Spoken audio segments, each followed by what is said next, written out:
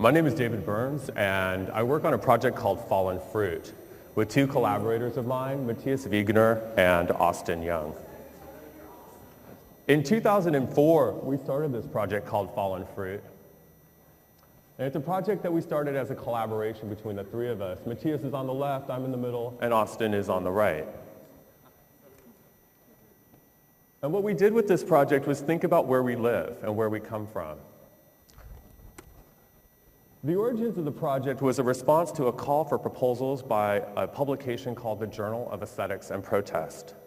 And what the Journal of Aesthetics and Protest asked was, is it possible to create a project that creates a positive solution or a positive momentum, a way of working together that isn't in the form of opposition, which is typically how we think about protest or activism. That activism needs to be something that you're for because it's against something else. So we came up with this project called Fallen Fruit by writing a text, a manifesto, that really questioned the use of public space, meaning who is the public and who has rights to use public space. And for this project, what we did was create a series of really playful photographs of us sort of investigating fruit on the streets of Los Angeles. And we created a map. And this map is triangular in shape because it's sort of on the corner of where we lived. And in between our houses, we discovered that there were hundreds of fruit trees that exist in public space. And of these hundreds of fruit trees that exist in public space, we discovered that they are completely organic, that they are neglected, that they bear fruit year-round, and that they're free for the picking. When we started this project, we focused on our neighborhood, but quickly we looked a little farther, and across the street of Sunset Boulevard, here's a triangular-shaped neighborhood we call Sunset Junction that had another 100 trees. And then Venice Beach, California, a place where you wouldn't think that you'd find fruit, we found more. And San Francisco, a city that's mostly concrete, Golden Gate Park was completely planted with blackberry brambles and plum trees. Across the bay in Mill Valley, there's a neighborhood called Mill Valley neighborhood where plum trees are feral, meaning they reproduce wild and they sort of reclaim the landscape. And Virginia City, Nevada, a gold mining town. Guadalajara, Mexico, the area of Tlaquepaque and Las Cabañas. And Sweden and Spain and Vienna and Colombia. And around the world, we discovered that there are many cities that have these kind of funny, magical neighborhoods. Public and private space. So quickly, the project we worked on really thought about the gray area of space, meaning what happens if a tree grows over a fence and who has a right to pick it? I think if you're under 18, you probably know the trees in your neighborhood where you grow up or things like this. That's kind of your job when you're young. But when you're older, maybe that changes and you stop looking at a city as a place that you experience. Most cities in the world are experienced through the mediation of cell phones or the windshields of cars. And what we asked with our project, is it possible to experience a place in a different way? So the maps we made were symbolic. They don't have addresses. They don't tell you when the fruit is ripe. They don't tell you much. They invite you instead to walk through a space and reconsider how you learn it. In this image here on the projector, we have a walk street, which is Music Box Steps that Laurel and Hardy made famous. It's where they tried to push a piano up a staircase. And for us, it's famous now because it's lined in guava trees. Here's a drive-by peach tree. It's a traffic island in Los Angeles where the peach tree on the right bears fruit in the summertime, and all you have to do is slow down enough to roll down the window and pick fruit, a different kind of drive-by food. Banana trees on the sidewalks of Los Angeles. A grapefruit tree that's extremely mature. This is a very tall tree, and what we realized is that trees are often residents of a neighborhood longer than the people who live there. Trees are also interesting in urban space because people have fear of fruit coming from urban space. It's ironic because Los Angeles was once covered in orchards. This area that we're in right now was once probably extremely agricultural. And yet we still find it offensive or strange that we might eat from where we live. That's only true for our generation. Our generation is the first generation that has a complete disengagement with our relationship to food. Because of transportation, because of the way we rethink of how food is produced, handled, and maneuvered, we change the way we eat. So this project encouraged us to think different. This particular grapefruit tree is ignored. Any toxicity that might be in the soil by hardwood trees are actually, it's actually kind of an amazing process how trees process their nutrients. For example, hardwood trees, if there were any toxicity in the soil, they actually would help break down that soil. And in addition to that, if there was any fear of toxic contamination, of the fruit itself, you have to realize that the fruit is the way the tree actually naturally reproduces. So therefore, it's in the tree's best interest to protect that seed or that fruit. Anything that is toxic is actually shed by the leaves, which is part of the deciduous process. This house in a neighborhood we consider quite generous. It has grapes and peaches in the foreground. There's a loquat tree and an orange tree. That's the highest form of sort of generosity and friendliness, right? When you're unashamedly sharing with people you don't know. So public fruit in the world, this isn't just something that's unique to Southern California. Here's something we saw in Christiania, Denmark, outside of Copenhagen. As well, in the Arctic Circle far above in northern Norway, in Tromsø. And in Sherman Oaks, California, the side of a house is completely lined in citrus trees. It's ornamentation, but also food.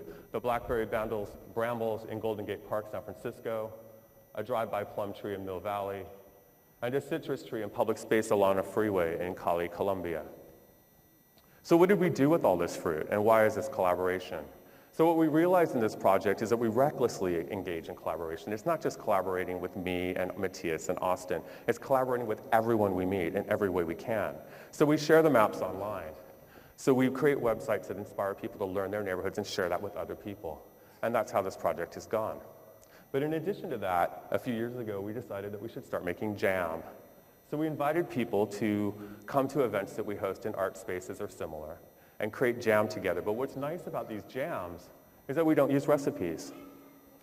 There are no instructions. We have ratios of how much fruit to sugar and how to cook it, but how you make the jam is up to you. So you arrive in a space like this, which is Machine Project in Los Angeles, and you're greeted by hundreds of people making hundreds of jars of jam for a short period of time. There's no money exchange for anything that Fallen Fruit does. It's not about money. Money creates an obstacle, a barrier. So what we want instead is to engage goodwill. And we facilitate that.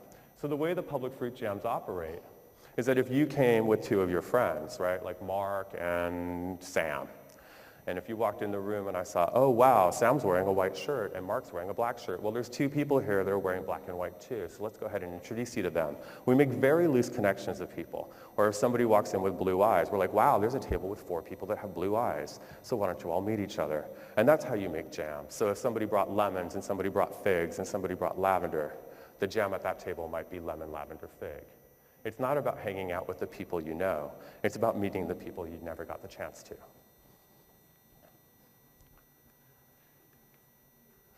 Another way that we've expressed this project is to think about growing the project, and the best way to do that is to plant more trees. So if most trees are fruit-bearing for 30 or 40 years, and most people live in a neighborhood for about 5 years, it makes sense that we would encourage people to transform their neighborhoods in ways that would serve other people. So we started hosting public fruit tree adoptions. So we collaborated with the Tree People of Los Angeles, with a different art space. In this case, it's Watts Art Center in South LA. And we ask people to adopt trees, and we don't tell them what to do, but we encourage them to plant the perimeter of their property so that part of the tree goes to their family or the family that moves into that home. But another part of the tree serves the public broadly, meaning the passerby or the stranger, one of our favorite people in the world, the people that you don't know. So how does this relate to art? And how is fruit considered something that might be artful or arty? In 2008, we had an opportunity to do a project with Machine Project and Mark Allen at LACMA, Los Angeles County Museum of Art. And what we did for this project was very different than what we imagined. What we asked to do was to map all the fruit in the paintings and the statues and the goblets and the plates and the dishes from all the periods of the history of the world in the permanent collection. And so we created this map that looked at all the apples and apricots and grapes from the Greco-Roman period and whatever else we could find, coconuts, and we put them all together. And what happened with this tour is that instead of talking about the painting, instead of talking about the period in which it was painted, instead of talking about the artist that might be a familiar name that you were supposed to learn from a book, we talked about the apple or the fuzziness of peaches. And we took the public on a different kind of tour, very similar to how we think about neighborhoods. And we started thinking about history in the way that we started thinking about neighborhoods, which is how people relate to each other, right? because you relate to people where you grow up. You relate to people on where you live. You relate to people because of the way you believe in something. But we also realize that you can relate to people by what you know, okay, and how you learn it. And public museums do that. So here's an image of the bananas by Edward Weston from that same museum, or in this case, Cézanne's peaches with cherries, still life. But we came across this painting, which is something that we've referred to many, many times. So I'm assuming you guys have seen a still life painting before, right? Like in an art class or history class. Well, you have to realize that these paintings in their most pure form were painted in the 17th century. And they're Dutch still lifes. And this was at the beginning of really when the Europeans went around the world and started thinking about culture in a global way. And what they did in this period was look at fruit as a subject, because before this time in history, you can see religious paintings, and you might see the Garden of Eden, and you'd have the symbolic apple, correct? And you might have other images of fruit that have other kinds of symbolism. But in this painting, it's not just symbolism. That's one way to look at it. It's actually the subject of something, right? It's the subject of a banquet in this case, banquet still life. But what's fascinating about this image for us, this painting, is a couple of things. First of all, if you think about this being in the 1600s, in the 17th century, you have to realize a couple of things. One is that there's no form of rapid transportation. These were moved around on boats. Secondly, that there was no way to actually really viably produce this fruit in a European climate, because most of this fruit is semi-tropical. And then the third thing that you might realize is that the fruit itself, which is what's really important to us, is that it wasn't possible that it was all ripe at the same time. And that being said, it creates two problems. One, the still lives themselves are sort of a fictional tableau, right? It's not real, even though they're painted as if they were all presented at the same time. And in fact, when you're in school, when you take drawing class or something like this, you make a still life. So it reinforces this fantasy of something being accurate. The second issue that came up that really changed the way we think about painting and fruit in art is that this actually is symbolic. This painting is completely symbolic of an upper class, because the fruit was so carefully picked and so carefully presented and so carefully arranged that it was actually a display made only for that which could afford it, which is extremely high up the food chain, so to speak. So the public themselves, these images were not made for a public. They were made for an elite. 2 years later, we were in collaboration with the Los Angeles County Museum of Art, engaging in a project called eatLACMA and Let Them eatLACMA. And what we did was realize this idea about the history of art and fruit in a different way. We thought about the project in more broad terms. We opened it up a bit. Fruit is the #1 food that exists in art and the history of the world. It shows up everywhere. Fruit is something that is symbolic as much as it is a subject of something, as much as it is an object. Fruit is something that is transnational and transhistorical. It crosses all cultural boundaries. So in this project, we thought that we would engage the museum in a way that spoke back to what we did with Machine Project, in other words, mapping the fruit. But instead, we asked to create a gallery that reorganized the fruit in the museum, the pictures and paintings and sculpture in the museum according to fruit. And with that, we created this exhibition so that instead of looking at different periods of art, which is the way this museum is organized, it literally was a game of apple, apple, apple, oranges, banana. Behind the photographs and paintings, we created a wallpaper. And this wallpaper was generated by all the fruit we picked off the streets of Los Angeles in one day. So it's all the citrus, because we did this in wintertime, in different stages of ripeness, including to stages of decline, because we decided that that is the most authentic representation of what we do. In addition to the wallpaper and the paintings, we created another project where we invited artists to reimagine public space in the form of gardens. Gardens that didn't just produce food, but gardens that also changed the way you think about food production and urban space. So we created an artist created a potato patch in the form of the state of California, a strawberry field that resurrected strawberry plants that were sick from Oxnard, a trellis that hung melons, both bitter and sweet, so they could cross-pollinate, sort of creating a tunnel of love where you can choose. And the melons would hang down for the public to pick. And a food pyramid where the entire garden, which is a fountain, created all the ingredients for fish tacos. and it fed itself. The last expression of our project at LACMA was called Let Them Eat LACMA, and it was a very special day. It was November 7th of 2010, almost a year ago. And what we did was invite 50 artists and artist projects to reimagine how the museum functions relating to food. Very similar to how we look at neighborhoods and look at cities in the world and the way we relate to each other through fruit. So what happened was a day of incredible experimentation, where we had people eating for your pleasure and tomato fights,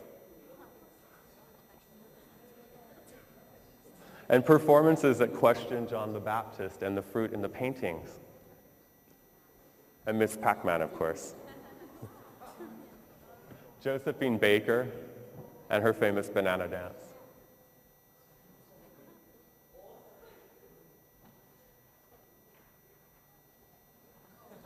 A watermelon eating contest. And a wall of donuts that never stopped being refilled. And of course, Adam, California nature boy. What we've learned from this project is compelling. It's something that's really changed the way I think, not just the way I think about art, because art can be so many different things. It can really communicate without written language, right? Without verbal language. Art has the capacity to share in different ways. But it's also a project that changed the way I think about community and the way I think about hospitality and the way I think about the connectedness of people. What I've learned from this project is that fruit is universal. And that fruit is symbolic. It's both an object and a subject at the same time. That fruit is aesthetic. It appears in art more than any other food in the world. That fruit is a cultural object. It's not a natural object. Fruit is the product of hundreds of years of selection, of grafting, of cultivation, of transportation. And all of this, the majority of this has happened in the last 200 years. Fruit is emotional. Everyone has a story about fruit. And most of these stories are childhood memories that are good memories that give you pleasure. Fruit is transnational, it's transhistorical. It crosses all boundaries of race and class. The richest people in the world and the poorest people in the world all eat the same bananas. Fruit is special. The youngest child and the eldest parent are both experts at the flavor of a peach. And that's my project.